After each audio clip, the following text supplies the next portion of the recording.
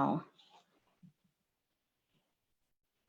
And it takes just a second for it to go. So we're gonna wait a couple minutes for people to jump on. Okay, now I'm seeing it. Oh, wonderful, wonderful. So now we're streaming on Facebook Live on the Elect Jamila Taylor campaign. We're just going to wait a couple of minutes and then we'll get started with our program. Hopefully folks start to log in and check us out.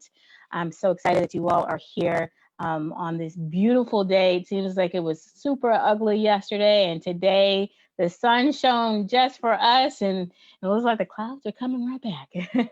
How is everyone doing so far? Okay, good. Okay. At some point, I'm going to have to take you off mute. Okay. Let's see. How are we doing with the, viewers? Are we ready to get started? We have right. 3 so far. Okay. Awesome. All right. So welcome everyone. Hi neighbors. I'm Jamila Taylor from the 30th District. I want to thank you all for being on this panel tonight. And I'm going to kick it over to Risha to kick us off for this evening's discussion. Hi, and welcome to Neighbor with Jamila Taylor. My name is Risha, your moderator for today. And Jamila is running for Congress for elective office. Can you tell me a little bit more about that? Yes, I'm actually running for the Washington State Legislature. I'm running to be the state representative in the 30th District in position 1. It's an open seat, and I'm running as a Democrat. I'm running because we have so many challenges that are going on in our community, and we'll get into a lot of those later in the program. But a little bit about me. I am an attorney, a small business owner, and a longtime community advocate who's worked with youth and families and those who traditionally don't have a seat at the table. Public service is a core value of mine, and I've been involved in all kinds of programs ranging from the Girl Scouts to the Urban League to youth development programs that have popped up for needs that have been for the young people who are out there in the community. My leadership experience spans more than 20 years, and it goes from policy making all the way to program evaluation. So I know how the work gets done to benefit community. I'm also a daughter and a sister, and I share a household with my mother and brother who both have chronic illnesses. So we have to navigate the healthcare system. My brother and my mother, they are on dialysis, and so they go 3 times a week, and then we deal with all of the associated care and costs that are necessary for them to, live a fulfilled life. I was hospitalized a few years ago after many misdiagnoses, and it was a challenge because when I came out of the hospital, I had the new pain of dealing with the medical bills and struggling to survive. At the same time, I was living in King County, and the rent is very high here in the area. So I had moved about 7 times in 6 years. And part of that, I was in unstable housing because of circumstances that were related to me trying to buy a house that did not work out. But I luckily had friends and family who were able to help me out in that situation. But I understand that some folks don't have it quite as smoothly as I did at that time. As an attorney, that meant I also went to college and law school. And guess what? I've got a bunch of student debt. And I'm like a lot of people who are dealing with student debt, wanting to buy a house. And now with my family, helping to take care of folks who have needs on their own. And like many people in the community, I'm wondering, how my business and my family will get through COVID-19. I had just reopened my private practice after working at Northwest Justice Project, which is the largest legal aid organization in the United States. the area in the state of Washington, and I represented crime victims and domestic violence survivors with their civil legal needs. So you imagine going to get protection orders, dealing with family law issues, helping with housing needs, all kinds of civil issues that span out of some difficult challenges that people are facing. I had to pivot, and I might have to make another pivot to survive COVID-19 as we go into economic recovery. But why I'm running is because we need voices, experienced leaders, actually committed to addressing our shared concerns about the COVID-19 economic recovery. Homelessness, that doesn't change, and we need to change things about that. Affordable housing, public safety, public transportation, healthcare, and of course, equity through all of this. COVID-19 laid bare the serious safety net gaps and inequities that so many people have faced through the healthcare system, the education system. You know, some young people were not able to access their schoolwork because they don't have access to the internet. And of course, small business recovery. And I'm proud of the experience and the perspective I bring to the legislature, and it reflects my deep commitment to public service and bringing a positive change that works for the whole community, the whole community. And so it's really important that we begin these conversations where I'm listening to you, the youth of the 30th District in South King County, North Pierce County, around what you're facing and what your family is facing and what your peers are facing. And you are the experts of your own lived experience, and I'm here to listen. So I'm excited to have this conversation with you tonight, and I'm looking forward to sharing information, ideas, and your vision for the future. Thank you, Jamila. And today's theme of the show is activism, civic engagement, and social justice. And we have an exciting panel today of youth in our area, and we'll introduce them. First, there's Josh Johnson. Now, Josh is 19 years old. He's autistic. He works for a staffing agency that works with Nintendo. He's been a high school graduate for about a year, and he's a big supporter of getting more diversity in the legislative branch. And he's an avid supporter of candidates like Jamila and Jesse Johnson. He says he wants the state level Congress and House to have more diversity, and it will show how diverse Washington State truly is. And he's lived in Federal Way for 3 years, and he's very happy to have been asked to be a part of this program. Welcome to the show, Joshua. Thank you. Thank you. Can I add that I'm also the elected Young Democrat for the 30th? Awesome. All right. And next we have Waylon Menzia. He is a proud Auburn, Washington resident, and he's lived here for about 6 years and counting. He has a very large family. He says there's lots of history behind his family. He lives in a quaint home in downtown Auburn and has a loving set of loving parents, and amazing dogs. Like to hear about your dogs. He loves his community and the communities love him, and he's proud to be a Washingtonian. Welcome to the show, Waylon. Thank you. Thank you. I'm glad to be here. What are the names of your dogs? One of my dogs' name is Cooper. One is Ginger. Very generic dog names, but Cooper's a black lab mix and Ginger's a pit bull mix. They're the nicest dogs. Oh. Welcome to the show. Thank you. And next we have Alicia Saucedo, and Allie, as we like to call her. She's a 4.0, and she's a full IB junior, an executive mentor at Thomas Jefferson High School, varsity athlete in cross country, basketball, and track. She hopes to be competing at a four-year university next fall. And Allie loves to volunteer at Kent Elementary and spends time with her sister. And she says her biggest passion is helping people. And she wants to leave every place better than she found it and promote mental and physical growth. Welcome to the show, Allie. Thank you for having me. And next we have Mantak Singh. He's a rising senior at Thomas Jefferson High School. He's the president of his high school's Young Democrats Club and programming captain on the school's robotics team. Welcome to the show, Mantak. Thank you. And I think I'm going to give some shout outs to some people on Facebook, Jamila, because you've got people coming in here saying, Jesse says, this is dope. Young people are the present. This is your time. Thanks for providing this platform and space, Jamila Taylor.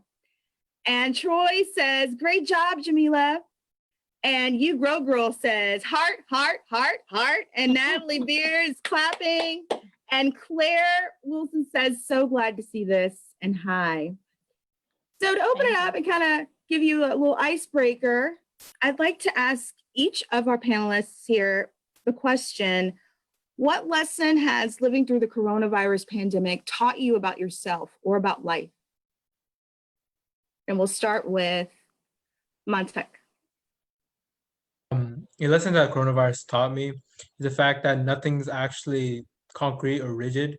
The idea that we have to follow preconceived norms is ridiculous, to say the least. There's no reason why someone should have a 40-hour work week, work somewhere else. There's no reason why the government has to bail out companies for trillions of dollars instead of helping the working class. None of that's actually the things that we keep ourselves under have no actual reason to exist, and that we see that more and more. And the reasons why things exist are continually being questioned in these trying times. Thank you. Next, we'll go to Joshua. It has taught me that our health system isn't the best. We have seen it fall on its face many times through the whole thing. It's also taught me that I cannot stand being inside for very long. I like going places. I can't stand being inside for more than 30 minutes at a time. So, as well as it's really hard right now for people to get jobs. Yeah. It was nearly impossible for me to start my job, but I did it. It was a lot of effort, and I'm hoping that a lot more teens can get their summer jobs this year. Thank you. Allie. Yes, so this pandemic has most importantly taught me that tomorrow isn't promised, and just to be thankful for everything that I do have, and also to put me back in touch and everybody back in touch with their passions and their purpose, whether that's school or work or life in general. I think it's really taught me just to kind of focus in on what's important to me, and so I can grow as a person. So I think that's probably the most important lesson I've learned. Thank you. And Waylon. So what I think it's taught me is that our community needs to be fixed more than we thought. We've seen it come together in amazing ways, but then we've seen it fall apart in many more. And it shows us what injustices and things that we need to fix crucially and soon. Or our community will continue to split and then eventually fall apart completely. Thank you. And now, Jamila, I would like to turn it over to you for questions. Sure. Thank you. Well, that leads me into the next, big topic of the day. And in addition to the pandemic, there is civil unrest going on, not only in Washington State and in the country, and folks in solidarity around the world have been participating in Black Lives Matter's peaceful protests all over the country and around the world. Allie, I wanted to check in with you. Why were you inspired to organize the Black Lives Matter protest at TJ High School today?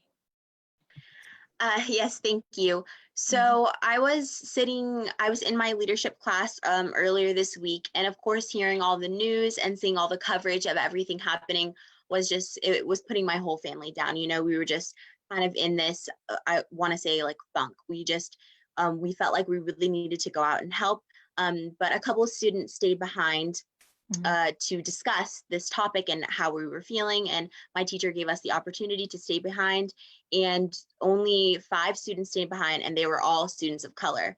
And it made me realize that we need more people. We need help, and we need to go out and we need to support. And it was just heartbreaking to see of my leadership class, the people that are supposed to be leaders at our school, that only 5 people wanted to talk about this. Only 5 people felt it was important or worth their time.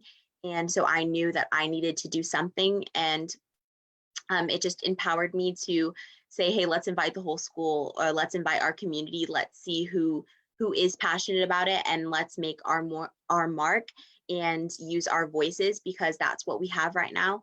And so I just thought it was important for everybody to come out and just show our support in numbers. You are part of history making. I mean, this is a moment in time that is unusual. If you study civil rights history, you'll see that students have been at the forefront of making change, and so you all are doing some amazing things. Anyone else on the panel want to talk about what you've done in Black Lives Matter or to support the movement? Raylan, let's kick it over to you. So unfortunately, I haven't been able to join any peaceful protests. I've wanted to, but I'm just unable. I've been sharing things on social media platforms. I've been talking to people personally. I've been telling them that racism is a problem and that we need to address it right now. And it's been shown more than ever in these past few weeks. And I've just been trying to communicate with people the message of Black Lives Matter and that racism needs to end, like, right now. And that's the beautiful thing about social movements, is that you all can play different roles. My mom, who lived through the civil rights era, she has chronic illness and she can't come out in the middle of a pandemic. She's in her 70s, and she supports by doing other things like sharing things on social media. Like, we all have different ways that we participate, and I'm glad that you found ways to do so. Josh, you want to share with us what you have been able to do in this in the unrest? I've been quite outspoken on social media. I haven't been able to join in any protests because of work being as it is and being super early in the morning. But I've been very outspoken, talking about my experience, seeing it with one of my previous partners when we would be out together. I saw it constantly. I was judged, he was judged. It was constant. He may not have seen it, but I saw it all the time, and it hurt. I didn't want to see it continue. So that's why I made my stand on what's happening. It needs to end. Montauk, what change would you want to see from this movement or from the community in response to the movement? I want economic justice first and foremost. While racial justice is important, that's simply a byproduct of economic inequality. The fact that police have these are so militarized, the fact that they want to be able to enforce useless laws, the fact that, what's an example? Our country's unemployment, it serves to line the pockets of the rich. The fact that there's a steady amount of unemployment means that they can have laborers compete against each other. The idea is that if I wanted to have a raise, or if I wanted a fair wage, my boss could simply replace me with another worker, because there's simply that much going around. If unemployment drops, then you see stocks drop, and the rich aren't profiting anymore because anyone can ask for a higher wage. There's no one to replace them. Cops serve to enforce this by allowing a strict policing of different communities, making communities fight each other, policing things that should be basic. It shouldn't be illegal to be homeless. It shouldn't be illegal to do things that allow you to survive. Shelter should be given free to anyone in this country. That's a basic human right, as shall food and water be necessary for all people. The idea is that if you really want any true justice, you don't need to focus on racial issues. That is simply a byproduct of a much larger inequality, that being economic. So instead of lining the pockets of the rich with trillions of dollars to bail out to Wall Street, ensure that each and every citizen has a stimulus check at the very least. And that's something that we can all do from this movement. Fascinating. And what are there other issues that you are passionate about in addition to economic justice? Of all sorts, such as environmental or technological, ensuring that we are all able to progress steadily, but they all do stem from economic factors. We can have a much greater world, but profits incentivized over everything else. We can have a cleaner environment, but that isn't very profitable. So if you truly want to have other forms of justice, we need to ensure that economic justice comes first and foremost. Anyone else want to weigh in on the other issues you're passionate about? I see you, Allie. Go ahead. Okay. I just kind of wanted to add that I see Montague's point, and I see how all these issues do stem from a larger one. It all comes from the root. But I would also like to add, I think that social reform and just sort of connecting through our ideologies it's what's going to bring the most change. I think we see this large divide in people's beliefs, and I think that's honestly where the racism and where the economic injustice and where police brutality and all these issues stem from. It's from these ideologies that differ too much. And I think while we all have our opinions, we need to find this level of respect and this line that we toe. And I think at this point in time, we have people, they don't respect others because of their skin color, because of their economic status, because of their job, because of whatever. And I think that once those barriers are closed, once people become educated, that we will see all the issues Montague was talking about, the economic features, environmental, all of those things, I think we'll see come together. So that's personally why I think it's more of a social issue, more of that ideological issue.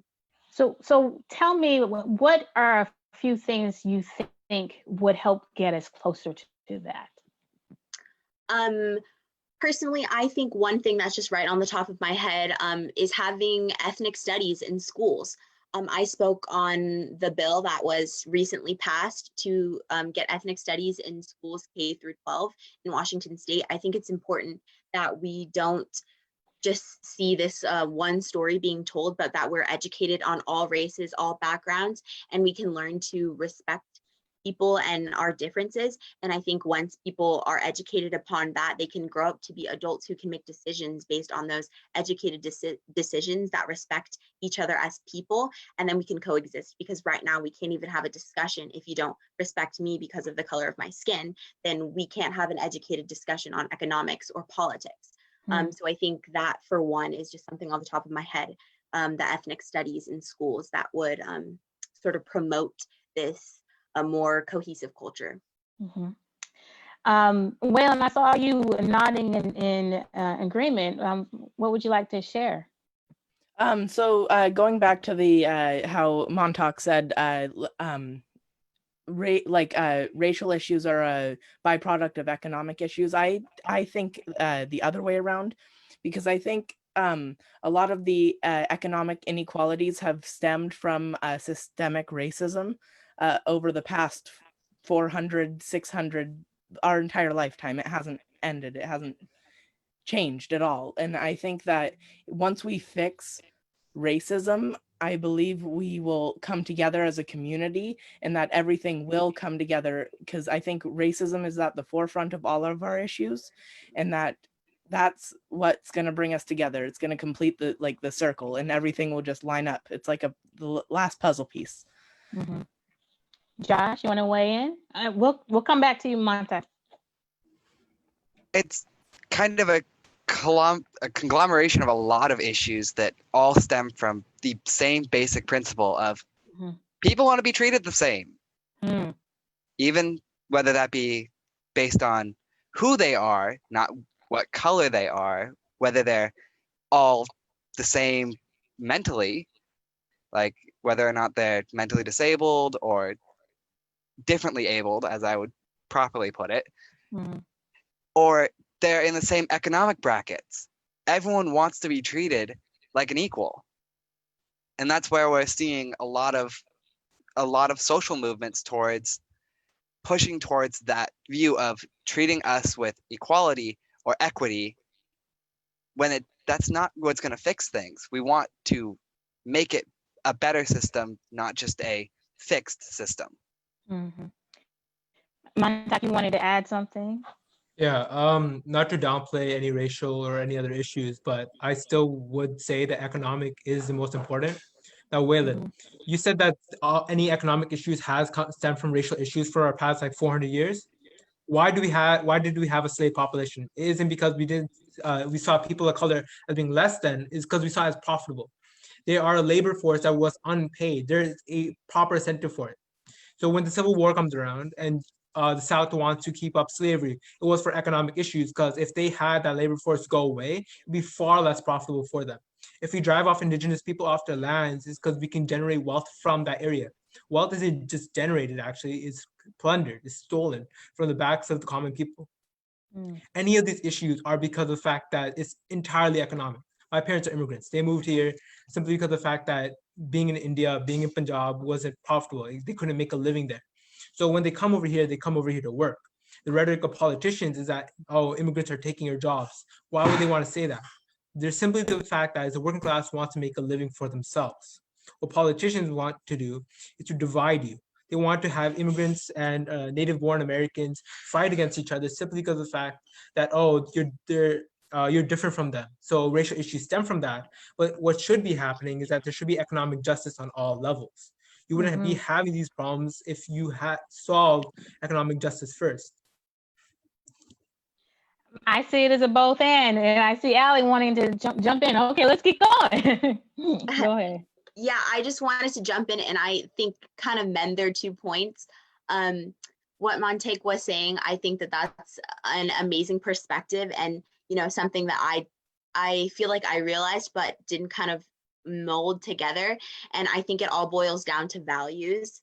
I think we see a long history of the values of power, or people in power, countries of power, being economic and being we want money. Even the portrayal of the recent Black Lives Matter movements, we've had a lot of media focus on the the riots and the looting, when because they're focused on the fact that the Macy's window was smashed. But what we're focused on is life, is getting people not to be treated differently because of the color of their skin. So I think it all boils down to people's values, which is what I appreciate about politicians and people in power who do talk about things like equity and like fulfilling ideas and different things. So I think, just to kind of mend your 2 points, is it all boils down to what we believe in and what we want to fight for.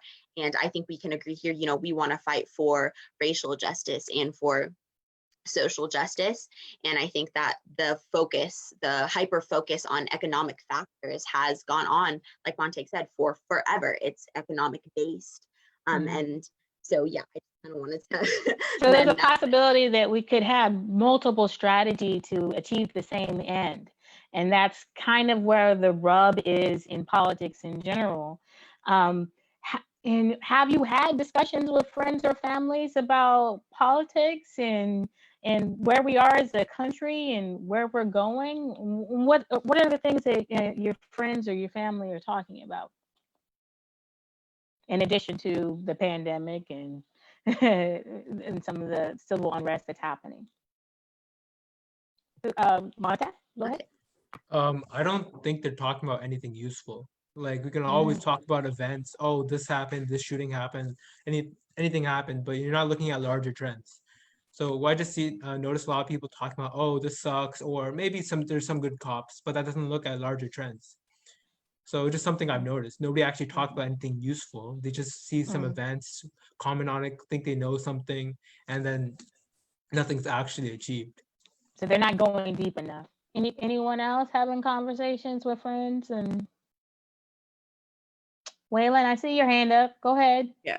I mean, I have friends and family that are both very far on the left and very far on the right. So conversations can get rough because I view a more liberal standpoint than a lot of my family. So it's very hard to get people who are set in their ways to understand where you're coming from. So it's me trying to find the approaches that I need to take so that my message comes through, but without starting an argument and start breaking relationships. So what I'm really trying to bring home these all these issues, but it's hard to find the way that will do it in a way they understand. So what have you done to try to bring home the issues to folks who disagree with you? Could be, family members or the uncle or the auntie who has a certain perspective. So I've tried like sitting down one-on-one calm conversations. Mhm. I've tried, like diagrams, things like this, like actual statistics. Mhm. But it's very hard for someone to listen to what they don't want to hear. Uh-huh. So that's what is very hard about it. So a lot of the time it doesn't work, but I think it's about persevering and hoping one day they hear your message. Not just hearing it, but like feeling it within inside them. Because I think a lot of Mm. youth are just heard and then it's brushed off. What we need is our voices put into motion, because I think we have some really good ideas, but we're brushed off as like our brains aren't developed. We don't know what we're doing. And I don't think that's true. We see young people doing amazing things every single day. And how do we honor that more and more effectively as a community of adults? And how do we, get more folks like you involved? Allie, did you want to chime in? And I'll come back to you, Josh. I haven't forgot about you. Yeah, really quickly, I just wanted to say it's about having those tough conversations.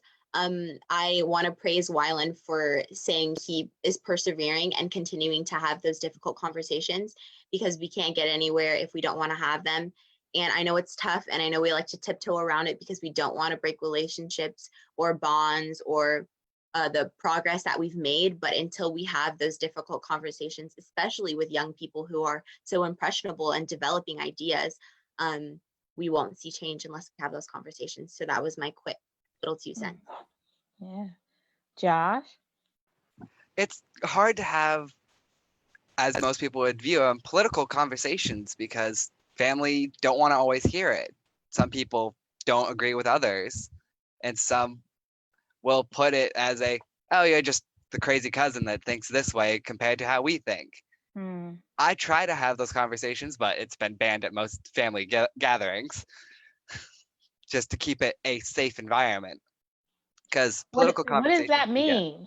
What is a safe environment? I'm curious because I know things are happening all around you. How can you what does a safe environment for conversation look like in your family?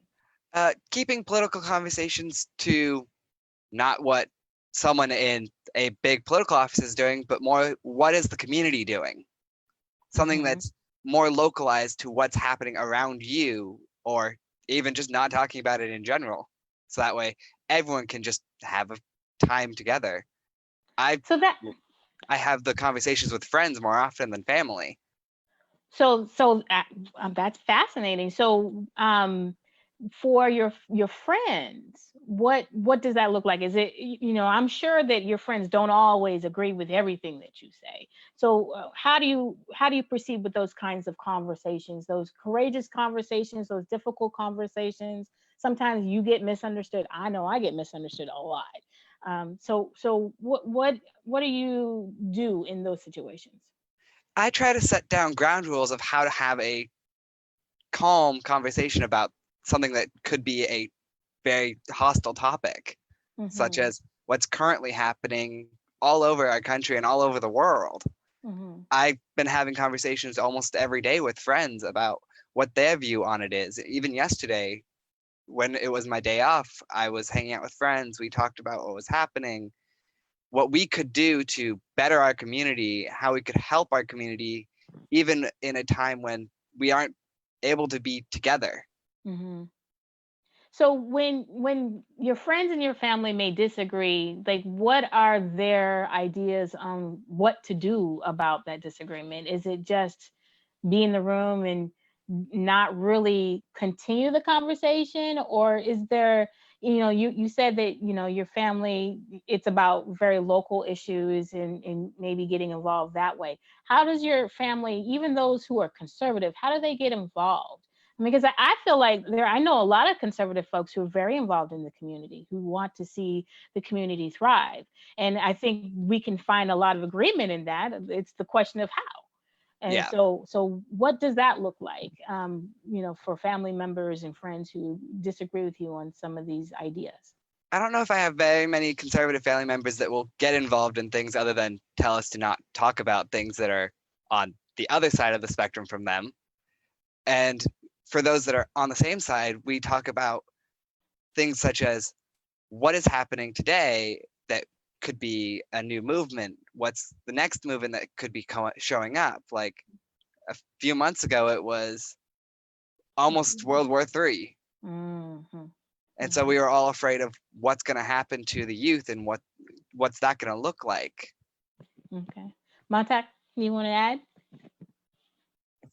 I got a question for Waylon. So you said you're rather liberal and you have family on far left and far right sides of the spectrum. What does far left look to you? Because liberal isn't far left.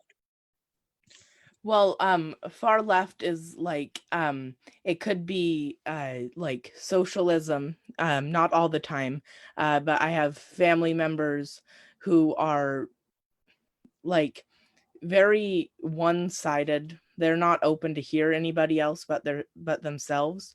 I have family members who have like one of my aunts has disconnected with my talking to my father completely because they disagree. So I'm saying like far right is like, in my mind, it's not open to hearing anything else. Like I'm liberal. I view myself as a Democrat. That's how I view myself.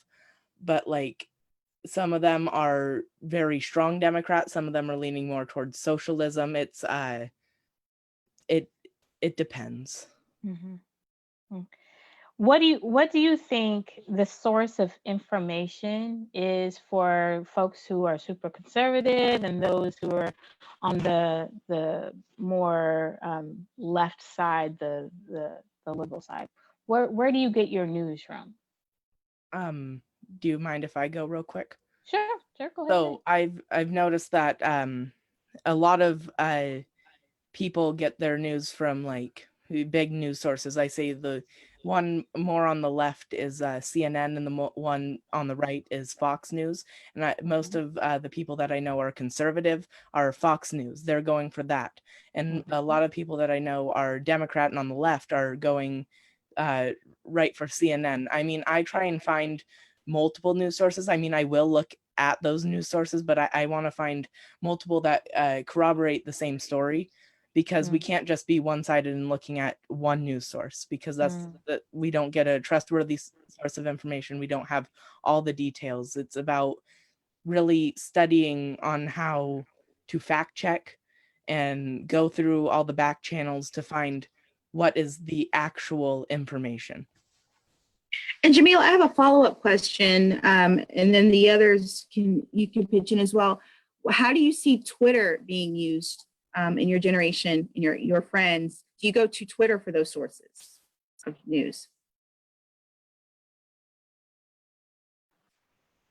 A lot of my friends have banned Twitter entirely in their households because Twitter turns between super alt-right and alt-left, or in between, or neither.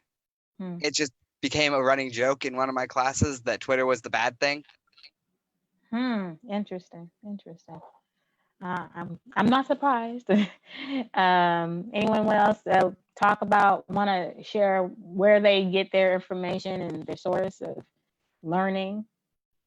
I see your hand up, Allie. There you go.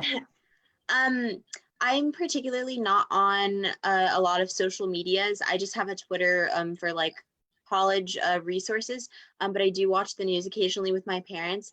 But I think the most important thing, not like where you necessarily get your news from, but I think everybody can find a story that fits their perspective nowadays. They can always find evidence that backs up their point if they look hard enough. So I think confirmation bias. Yes.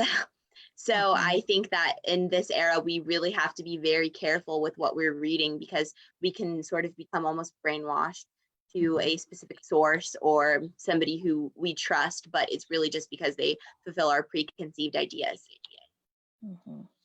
Montauk? Personally, I get my news source from a variety of stuff like mainstream media, whatever I hear from smaller sources such as Unicorn Riot, something based off in Minneapolis, Twitter, I guess. I don't have Twitter. I just hear people say something from Twitter, then look at Mhm. it because they don't actually show anything. Mhm. Regarding mainstream media, they're all the same size. CNN, Fox News, they're all right wing. Liberal isn't left wing. Left wing would be actual communism or the abolishment of capitalism. Anything that's not that isn't left. I'm just saying that because CNN and Fox News are on the same side. You pretend you have an actual debate when you restrict yourself to such a small area, and then you talk about nonsense. Like CNN said, "Oh my God, Orange Man did this," or Fox News says, "Oh, I support this guy." So we start hating each other for the stupidest things instead of actually having proper debate, proper discussion. Like if something, why do they focus on riots, or why do they drift our attention to one area? Because they want to take off our attention from somewhere else, or they want us to have conversations about things that don't matter. And also, alt left isn't a thing. Alt right was created by Richard Spencer specifically to have neo Nazis separate from right wing stuff, neoconservatives in office as of right now to give them more of a platform. Alt left was just made up so they could attack actual left wing people. That's not a thing. All the stuff is right wing. Okay. And I want to shift a little bit to Montauk and Josh. You both are actively engaged in the Democratic Party. Waylon, I think you also too. You've done some work down on Olympia. What inspired you to get involved in actual party politics? I'll go first on that one. It was seeing within our own city, there were 5 of us at the pride flag flying topic compared to multiple people saying that we shouldn't. There are 5 of us saying we should. Are you talking about when the raising the pride flag was an issue It was a in major Federal Way City issue. Hall? Yes, and in City That's what Council. pushed me forward into joining into the 30th District Democrats out here, as well as seeing what's happening outside of our own city and seeing the chaos that has happened within months of almost the end of this year. It's just turned into pure chaos. Montauk, you want to add? I got into the Democratic Party for my local community. I simply see it as a platform in which I can do things or help other people do things. The National Democratic Party is a joke. They're pathetic. They don't achieve anything. They are working for the same corporate donors that Republicans are. So I don't care about national politics for Democrats. But for my local community, idiots like Mark Malosha or any of that keep saying, "Oh, look at these liberals and how they're corrupting our society by bringing in their made up genders and whatnot." It's whack. They don't actually do anything. So it's just a way to help my local community. That's why I did it. I don't particularly care about the Democratic Party. I simply see it as a platform. If something else serves my interest, I will join that immediately. So there's a lot of work to be done to, keep you, as long as the values of the Democrat Party align with your values, you'll stay involved. But if their values veer away from where you have aligned yourself with, you'll move on to something else. Do you see other young people viewing the Democrat or even other parties, Republican, Green Party, the Libertarian Party, when their values no longer align with the party, they just leave it? Is that something that you're seeing amongst your friends, or even not even joining a party? I mean, most people don't care about party politics because it doesn't actually represent the people. I mean, like what's it? Like let's say, what did Joe Biden say? Why doesn't a cop shoot a guy in the heart and instead shoot him in the leg? Like you're still gonna get hurt either way. It's just the Democrats like, oh, we shot him in the leg instead.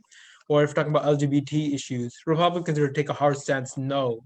Democrats are gonna say, oh, we allow this. And either way, they're still oppressing on an economic level both sides. It's just one takes away all the bigots to one side and one takes the more accepting people, but they're still on the same side, that being right-wing economically. Most people will either leave, join new things. I don't think party politics will get us anywhere. If you wanted actual change, you'd have a riot and then they'd be scared. Then they have some concessions and then you go in a loop, therefore, so on and so forth. Okay. That's So a different perspective. we are now at 8:45 p.m. So After Alicia would like to respond to that question, if you wanted to do a wrap up. Okay. Alicia and Waylon, I want to hear Oh, both. Mhm. I guess my sort of take on just sort of the whole political aspects that we've been talking about right now. I just kind of want to shift that to what I would like to see in political leaders, which is somebody who's human and who reflects their population. I think we too often see these holier than thou like political issues up there and we feel like they're so far away from us, but I want something that's more down to earth, something that I feel connects with people. And I think that politics have shifted to sort of cater to this like white comfort. You know, the Democratic Party has shifted a little bit to sort of incorporate some of those like Republican values, just to like, you know, make themselves more, how do I say this? More like to gain more supporters. And but I think it just boils down to that comfort and having those conversations and saying, hey, we disagree on this. Let's talk about it. Let's be human about it. Let's get down to the nitty gritty. And I think that goes all the way back to just educating people when they're young so that they can grow up and become educated voters and get their information, get their sources, talk about the issues Montague was talking about, you know who you're voting for, know why you're voting for them. And so I think looking at our elected leaders as people, and then talking about their politics second, I think is my sort of go-to. Who are you as a person? What do you believe in? And then how do I see that in your policy? Excellent. Thank you. Waylon? Yeah, so I'm gonna just go off of what Alicia said, like who we want to see in our elected officials. We want to see someone who isn't just an empty box. Like they're full. They're a person. They have emotions. They have feelings. They listen to you. They don't just brush you off. They bring your ideas to the table. They don't keep them and like, oh yeah, I'll bring it up at some time. It's like, yes, we'll do this right now. I want to see someone who cares about what I care about. I want to see someone who cares about what everyone cares about as a whole. I'm not gonna look purely based on party. Even though I do have a party preference, I'm not gonna look purely based on party. I'm gonna look at who they are as a person. I'm gonna get to know them, and I'm not just gonna go and blindly support someone based on their Republican or Democratic stance. Josh and Montague, would you like to add around what values you look for in an elected official? And I think that will help us to wrap up this evening. I mean, some very fascinating questions. I want you all to understand. I want to do another hour of this, but I know you all have other things to do. But go ahead, Josh, and then we'll cap it off with. I look for someone who, as Waylon said, is a person, someone who actually gives off good values, someone who I could trust, like having just a conversation with. Mm-hmm. Mm-hmm. I look at people who are not one party or another, but they fall more in the middle of who they are as a person, not whether their party aligns with mine or not. Mm-hmm. That's what I look at, is their views, their values, who they are. Montague? Oh, I don't care about party affiliations or them as a person. I care strictly solely about if they actually achieve what they're saying they're going to achieve and if their policies mean anything. Both Democratic Republican parties achieve the same thing, just different methods of doing so. They still want to keep the rich and the working class down. So if you as an elected official or anyone else that has policies that go against the working class or make any of that thing, then I would not support you. Mm-hmm. Interesting. So with that, does anyone want to share any last thoughts? I mean, I am very thankful for all of you coming on tonight and sharing your viewpoints and giving me an opportunity to listen to your ideas. And as you can see, we have a panel of folks who are on very different ends of what looks like one end of the spectrum, but we are very far in our viewpoints. And I think that this conversation is important for more people to have, and people being able to listen to each other, amplify each other's voices, challenge each other, find points of commonality. And I appreciate everyone for giving your time tonight to share your ideas, your thoughts, and your values. And as someone who's trying to is running for office, I am running for office. Being able to hear what you think and then have a lived experience where I'm in the community and being able to continue the conversation on a day-to-day, I think is important for us to really make things happen and make change happen for the benefit of the whole community. So I think I'm just going to tie it up right there. Thank you all for coming, Josh, Allie, Waylon, Montag, Risha. Thank you so much for your moderation of the event tonight, and we will be back next week with another neighbor to neighbor. So we're going to be doing this series about weekly, and then we'll have some special episodes because there's just so many topics that we're going to have to cover, and so many people to listen to and share ideas on. And this is the way that we can bring community together. Iron sharpens iron. We are working together for the betterment of the whole community. Thank you so much, everyone, and have a wonderful evening. Thank you. Thank you. Thank you. Thank you. Thank you.